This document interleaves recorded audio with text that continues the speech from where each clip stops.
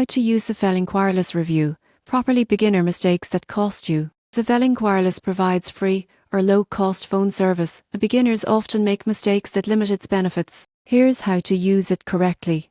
The first mistake is not understanding eligibility requirements. Most people get this wrong by applying without confirming income or program qualifications. Check your eligibility carefully to avoid denied applications. Second mistake, not activating the phone correctly.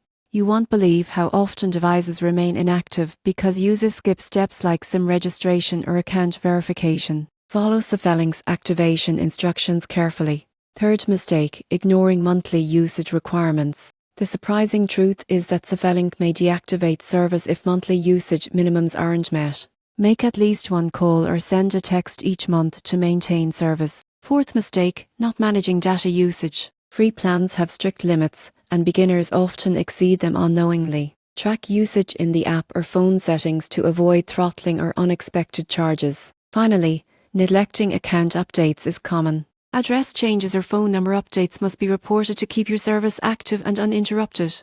Using SafeLink Wireless properly means verifying eligibility, activating correctly, meeting monthly usage, monitoring data, and keeping your account updated. Avoid these beginner mistakes to enjoy reliable, low-cost wireless service without interruptions.